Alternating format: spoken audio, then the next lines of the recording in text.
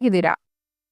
ನಾವು ಇವತ್ತಿನ ಕ್ಲಾಸಲ್ಲಿ ರಿಯಾಕ್ಷನ್ ಇಂಟರ್ಮೀಡಿಯೇಟ್ಸ್ನ ಪಾರ್ಟ್ 3 ಕಂಟಿನ್ಯೂಡ್ ಪಾರ್ಟ್ ಅನ್ನ ನೋಡ್ತಾ ಹೋಗೋಣ. ಲಾಸ್ಟ್ ಕ್ಲಾಸಲ್ಲಿ ನಾವು ಯಾವುದು ಪಾರ್ಟ್ 2 ನಲ್ಲಿ ಕಾರ್ಬಾನಿಯಾನ್, ಕಾರ್ಬೀನ್, ಫ್ರೀ ರ್ಯಾಡಿಕಲ್ಸ್ನ ಸ್ಟಡಿ ಮಾಡಿದ್ವಿ.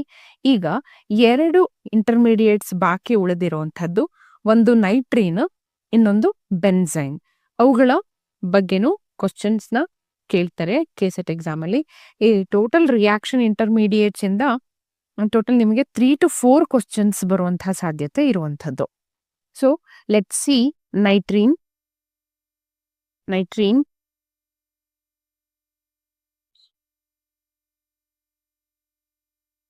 Okay, so nitrene has,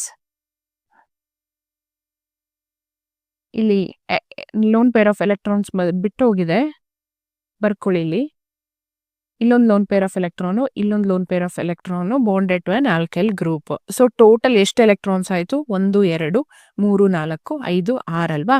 6 valence electrons ಇದೆ. ಓಕೆನಾ? 5 ಅಲ್ಲ, 6 ವೇಲೆನ್ಸ್ ಎಲೆಕ್ಟ್ರಾನ್ಸ್. ಇದರಲ್ಲೂ ಕೂಡ ಇದು ಏನದು ಕಾರ್ಬಿನ್ಸ್ ತರ 2 ಟೈಪ್ಸ್ ಬರುತ್ತೆ.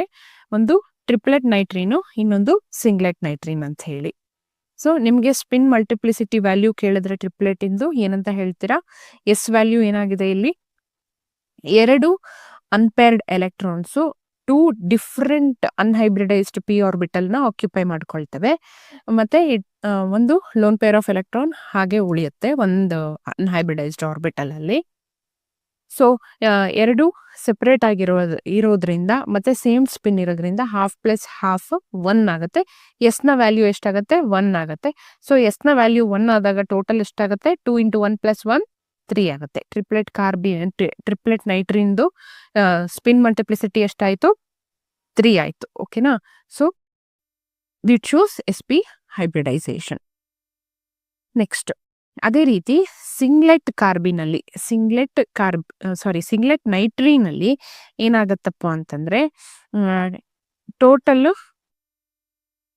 ಇಲ್ಲಿ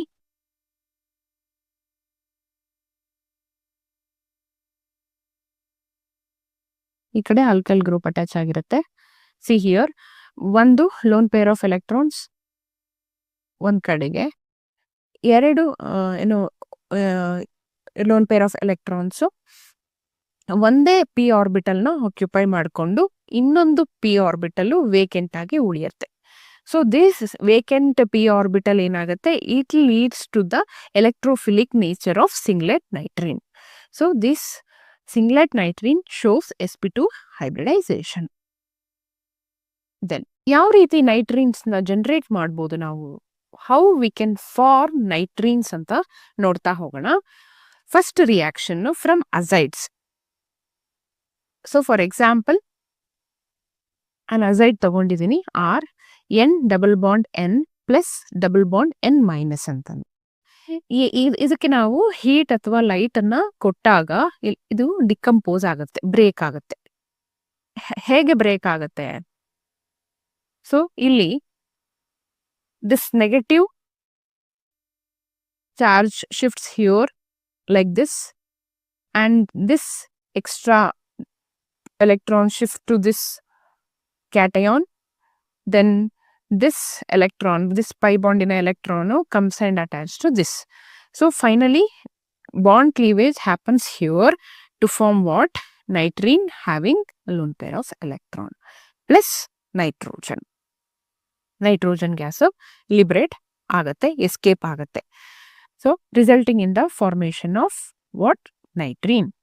Next, alpha elimination.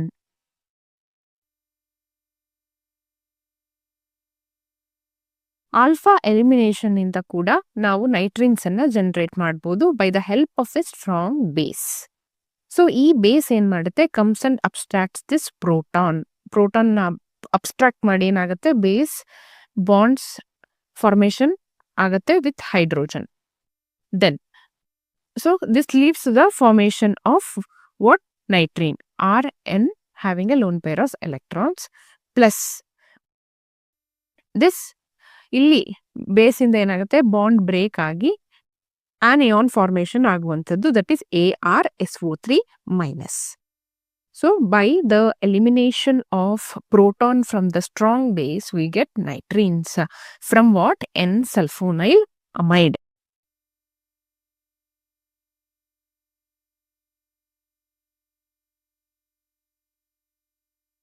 Then how it involves in any reaction ಅಂತ ನೋಡೋದಾದ್ರೆ, first type of reaction is cyclopropanation reaction ಅಂತ ಹೇಳಿ. ಅಂದ್ರೆ ಈ nitrene electron deficient species. So it easily undergoes addition reaction with this double bond. ಓಕೆನಾ? ಇಲ್ಲಿ ಈ bond ಬೇಕಾಗಿ ಇಲ್ಲೊಂದು ಎಲೆಕ್ಟ್ರಾನ ಈ ನೈಟ್ರೀನಲ್ಲಿರುವಂತಹ ಎರಡು ಎಲೆಕ್ಟ್ರಾನ ಎರಡೂ ಕಂಬೈನ್ ಆಗಿ ಏನಾಗುತ್ತೆ, ಬಾಂಡ್ ಫಾರ್ಮೇಶನ್ ಆಗುವಂಥದ್ದು ಲೈಕ್ ದಿಸ್ NR. ಸೊ ಈ ಡಬಲ್ ಬಾಂಡ್ ಹೋಗಿ ಏನಾಯ್ತು, ಸಿಂಗಲ್ ಬಾಂಡ್ ಆಯ್ತು. ಸೊ ಏನಾಗುತ್ತಿದೆ ಇಲ್ಲಿ, ಅಡಿಷನ್ ರಿಯಾಕ್ಷನ್ ಆಗ್ತಾ ಇದೆ, addition of this nitrene molecule into the carbon double bond. So nitrene get inserted across the double bond to form 3-membered ring. ಓಕೆನಾ? Next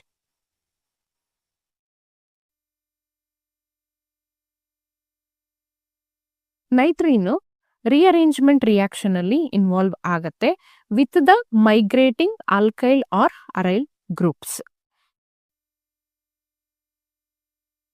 ಹೇಗೆ rearrangement reaction ಆಗತ್ತೆ ಅಂತಂದ್ರೆ, ನೋಡಿ, ಇದು ಲೋನ್ ಪೇರ್ ಆಫ್ ಎಲೆಕ್ಟ್ರಾನ್ಸ್ ಇದೆಯಾ, ಅದು ಈ ಬಾಂಡಿಗೆ ಕೊಡ್ತಾ ಇದ್ದ ಹಾಗೆ ಕಾರ್ಬನಿಗೆ ಎಷ್ಟು ವೇಲೆನ್ಸ್ ಆಗ್ಬಿಡತ್ತೆ, 5 ವೇಲೆನ್ಸ್ ಆಗುತ್ತೆ. So it becomes unstable. ಆಗ ಈ ಆಲ್ಕೈಲ್ ಗ್ರೂಪ್ ಏನಿದೆ, that will move towards the nitrogen to form what? R. ಇಲ್ಲಿ ಬಾಂಡ್ ಫಾರ್ಮೇಶನ್ ಆಗುತ್ತೆ ನೈಟ್ರೋಜನ್ ಜೊತೆಗೆ N. ಇಲ್ಲಿ ಲೋನ್ ಪೇರ್ ಆಫ್ ಎಲೆಕ್ಟ್ರಾನ್ ಕೊಟ್ಟಿದ್ರಿಂದ ಡಬಲ್ ಬಾಂಡ್ ಆಯ್ತು, double bond C. Then here double bond O remains as such, double bond O. That is isocyanate. So ಈ ರೀತಿ rearrangement ಅನ್ನ, migration of alkyl group ಅನ್ನ ಹೊಂದಿರುವಂತಹ named reactions ನ ಕೇಳ್ತಾರೆ exam ಅಲ್ಲಿ. ದಟ್ ಈಸ್ ಕರ್ಟಿಯಸ್ ರಿಅರೇಂಜ್ಮೆಂಟ್ ಮತ್ತೆ ಹಾಫ್ಮನ್ ರಿಅರೇಂಜ್ಮೆಂಟ್. ನೈಟ್ರಿನ್ಸ್ ಇನ್ವಾಲ್ವ್ ಆಗಿರುವಂತಹ ರಿಯಾಕ್ಷನ್ ನ ನೇಮ್ ಮಾಡಿ ಅಂತ 4 ರಿಯಾಕ್ಷನ್ಸ್ ನ ಕೊಡ್ತಾರೆ. ಸೊ ಈ ತರ ರಿಯಾಕ್ಷನ್ಸ್ ಗಳನ್ನ ಇಂಟರ್ಮೀಡಿಯೇಟ್ ನ ಫಾರ್ಮ್ ಮಾಡಿ ಆಗುವಂತಹ ಪ್ರಾಡಕ್ಟ್ಸ್ ಏನು ರಿಅರೇಂಜ್ಮೆಂಟ್ ರಿಯಾಕ್ಷನ್ಸ್ ಏನಿರುತ್ತಲ್ಲ, ಅದನ್ನು ಕರೆಕ್ಟ್ ಆಗಿ ನೆನ್ಪಿಟ್ಕೊಳ್ಬೇಕಾಗತ್ತೆ ನೀವು. Then third type of reaction is insertion reaction from nitrine or acyl nitrine ಅಂತ. ಇಲ್ಲಿ ಇನ್ಸರ್ಷನ್ ಅಂತಂದ್ರೆ ಕಾರ್ಬನ್ ಮತ್ತೆ ಹೈಡ್ರೋಜನ್ ನ ನಡುವೆ NH ಬಾಂಡ್ ಬಂದು ಇನ್ಸರ್ಟ್ ಆಗುತ್ತೆ. ಹೇಗೆ ಅಂತ ನೋಡೋಣ. ಇಲ್ಲಿ ಏನು ಆಲ್ಕೈಲ್ ಗ್ರೂಪ್ ಇದೆ, ಇದು CR3 ಆಲ್ಕೈಲ್ ಗ್ರೂಪ್ ಏನಿದೆ, ಅದು ರಿಮೈನ್ಸ್ ಆಸ್ ಸಚ್. ಈ ಕಾರ್ಬನ್ ಮತ್ತೆ ಹೈಡ್ರೋಜನ್ ನ ನಡುವೆ ಏನಾಗುತ್ತೆ ಅಂತಂದ್ರೆ ಬಾಂಡ್ ಬ್ರೇಕ್ ಆಗಿ NH ಇನ್ಸರ್ಟ್ ಆಗುವಂಥದ್ದು. ನೋಡಿ, CR3 remains as such and this N comes and combines with this H to form NH and remaining ಏನು ಇಲ್ಲಿ ಗ್ರೂಪ್ ಇದೆಯಲ್ವಾ, ಅದು remains as such, COR. ಓಕೆನಾ? That so it is called as insertion reaction. Then dimerization reaction. It undergoes dimerization reaction. So ಇಲ್ಲಿ ಏನಾಗುತ್ತೆ, ಅರೈಲ್ ನೈಟ್ರಿನ್ಸ್, 2 molecules of aryl nitrines undergoes dimerization to form more stable azobenzene. ಇಲ್ಲಿ ಹೊಸ nitrogen bond formation ಆಗಿರುವಂಥದ್ದು, that leads to the creation of dimer. ಇಲ್ಲಿಗೆ ನೈಟ್ರಿನ್ಸ್ complete ಆಯ್ತು. Next ಬೆನ್ಸೈನ್ ಅಥವಾ ಅರೈನ್ಸ್ ಅಂತಾನೂ ಕರೀತಾರೆ. ಆ ಇಂಟರ್ಮೀಡಿಯೇಟ್ ಬಗ್ಗೆ ನೋಡ್ತಾ ಹೋಗೋಣ. ಯಾವಾಗ ಇದನ್ನ ಫಾರ್ಮ್ ಮಾಡ್ಲಿಕ್ಕೆ ಸಾಧ್ಯ ಆಗತ್ತೆ ಅಂತ ನೋಡೋದಾದ್ರೆ, ಅರೈಲ್ ಹ್ಯಾಲೈಡ್ ಫಾರ್ ಎಕ್ಸಾಂಪಲ್ ಇಲ್ಲಿ ಕೊಟ್ಟಿದ್ದೀವಿ, bromobenzene undergoes elimination and addition reaction by the help of what? By the help of strong base. So ಆ ತರ ರಿಯಾಕ್ಷನ್ ಆದಾಗ ನಮಗೆ ಇಂಟರ್ಮೀಡಿಯೇಟ್ ಸಿಗುವಂಥದ್ದೇ ಯಾವುದು? ಬೆನ್ಸೈನ್. ನೋಡಿ, ಬ್ರೋಮೋಬೆನ್ಸಿನ್ ಇದೆ, ನಾವು ಸ್ಟ್ರಾಂಗೆಸ್ಟ್ ಬೇಸ್ ಸೋಡಾ ಅಮೈಡ್ ಅನ್ನ ತಗೊಂಡಿದೀವಿ. ಈ ಸೋಡಾ ಅಮೈಡ್ ಏನ್ ಮಾಡುತ್ತೆ, ಈ ಲೀವಿಂಗ್ ಗ್ರೂಪ್ ಏನಿದೆ ಬ್ರೋಮಿನ್ನು, ಅದರ ಆರ್ಥೋ ಪೊಸಿಷನ್ ಅಲ್ಲಿ ಇರುವಂತಹ ಹೆಚ್ಚನ್ನ, ಪ್ರೋಟಾನ್ ಅನ್ನ ಏನ್ ಮಾಡುತ್ತೆ, ಅಬ್ಸ್ಟ್ರಾಕ್ಟ್ ಮಾಡುತ್ತೆ. ಇದು base. So base will abstract this proton and leads to the elimination of bromine. ಹಾಗಾದಾಗ ಇಲ್ಲಿ ಒಂದು ಬಾಂಡ್ ಫಾರ್ಮೇಶನ್ ಆಗುತ್ತೆ, ಎಕ್ಸ್ಟ್ರಾ ಬಾಂಡ್ ಫಾರ್ಮೇಶನ್ ಆಗುತ್ತೆ.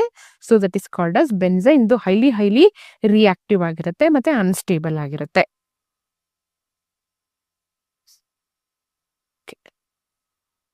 ನಮಗೆ ಹೇಗೆ ಬೆನ್ಝೈನ್ ಫಾರ್ಮೇಶನ್ ಆಯ್ತು ಅಂತ ಗೊತ್ತಾಯ್ತು. How it gets involved in the reactions ಅಂತ ನೋಡೋಣ. So benzynes are produced during elimination addition reaction. ಹೌದು, ಬೆನ್ಝೈನ್ ನಮಗೆ ಆಲ್ರೆಡಿ ನೋಡಿದ್ದೀವಿ. ಎಲಿಮಿನೇಷನ್ ಅಡಿಷನ್ ರಿಯಾಕ್ಷನ್ ಇಂದ ಬೆನ್ಝೈನ್ ಫಾರ್ಮೇಶನ್ ಆಗುವಂಥದ್ದು. ನೋಡಿ, ಇದು ಸ್ಟ್ರಾಂಗ್ ಬೇಸ್ನ ಯೂಸ್ ಮಾಡಿದೆ we will get benzyne, right? So ಈ ಬೇಸ್ ಸೊಲ್ಯೂಷನ್ ಅಲ್ಲಿ ನ್ಯೂಕ್ಲಿಯೋಫೈಲ್ ಇರುತ್ತೆ, that is NH2. NH2 comes and attaches to this extra double bond to give aniline, plus sodium combines with this bromine to form sodium bromide. So ನಮಗೆ ಒಂದು ಅಮೈನೇಟೆಡ್ product ಬೇಕಾಗಿರುತ್ತಪ್ಪ, ನಮಗೆ ಒಂದು aniline ಬೇಕು, synthesis ಮಾಡಬೇಕು. ಅದಕ್ಕೆ easiest method ಯಾವುದು? Using soda amide, that is strong base with any halogenated benzene.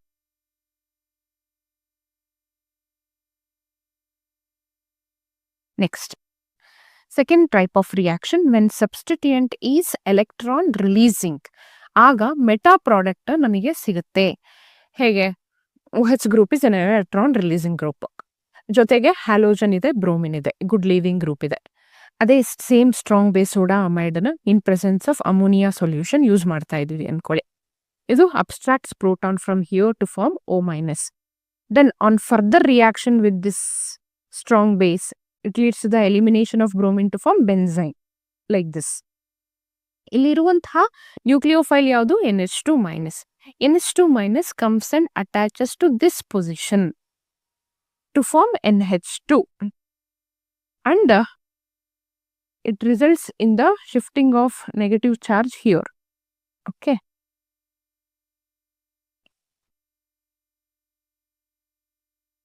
ಇಲ್ಲೊಂದು negative charge ಉಳಿಯುತ್ತೆ.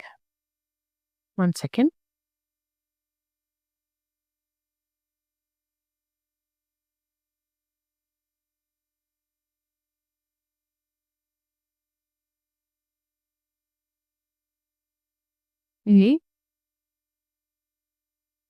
As soon as this will comes and attaches here, this charge shifts here. ಬರ್ಕೊಳ್ಳಿ, ಅದನ್ನ ನೋಟ್ಸ್ ಮಾಡುವಾಗ ನೋಡಿ. ಇಲ್ಲಿ ಈ ಪೊಸಿಷನಿಗೂ ಅಟ್ಯಾಚ್ ಆಗ್ಬೋದಿತ್ತು, ಆದ್ರೆ ಆಗೇನಾಗುತ್ತೆ, ನೆಗೆಟಿವ್ ಚಾರ್ಜ್ ಇಲ್ಲಿ ಫಾರ್ಮೇಶನ್ ಆಗುತ್ತೆ. ಆಗ distance between two anions will be more. ಅದೇ ಗ್ರೂಪ್ ಇಲ್ಲಿ ಅಟ್ಯಾಚ್ ಆಗಿ ನೆಗೆಟಿವ್ ಚಾರ್ಜ್ ಇಲ್ಲಿ ಫಾರ್ಮೇಶನ್ ಆದಾಗ ಏನಾಗುತ್ತೆ, distance between the negative charge will be more, so it remains stable. ಅದೇ ಇಲ್ಲಿ ನೆಗೆಟಿವ್ ಚಾರ್ಜ್ ಇತ್ತು ಅಂತಂದ್ರೆ distance between two anions will be very less, so it creates instability. ಆವಾಗ ನಮಗೆ ಮೆಟಾ ಪ್ರಾಡಕ್ಟ್ ಒಬ್ಟೈನ್ ಆಗುವಂಥದ್ದು, as it is more stable. Then on further protonation we get what? We get meta aniline phenol. And benzene can also undergo Diels-Alder reaction with the furan. So let me show you how it undergoes ಅಂತ ಹೇಳಿ. ಇಲ್ಲೊಂದು ಬೆನ್ಝೈನ್ ನ ಬರ್ಕೊಳ್ಳಿ. ಬೆನ್ಝೈನ್ plus ಫ್ಯೂರಾನ್ ಜೊತೆಗೆ react ಆಗಿ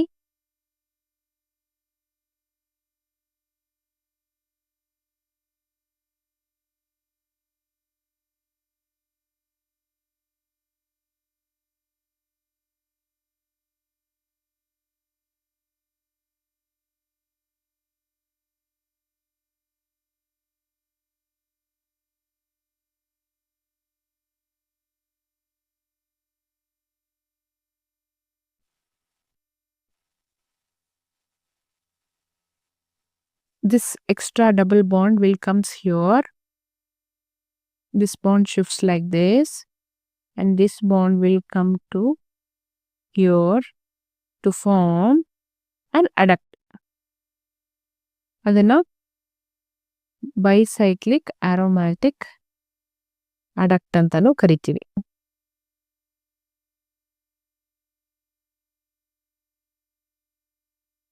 ಓಕೆನಾ?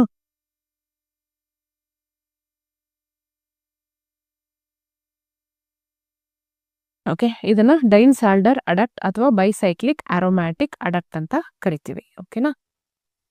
So by this reaction intermediate chapter end ಆಗಿದೆ. Let me discuss a new topic ಅಂತ ಹೇಳ್ತಾ ಚೆನ್ನಾಗಿ ಹೇಳ್ಕೊಟ್ಟಿದ್ದನ್ನ ಪ್ರಾಕ್ಟೀಸ್ ಮಾಡಿ. Thank you.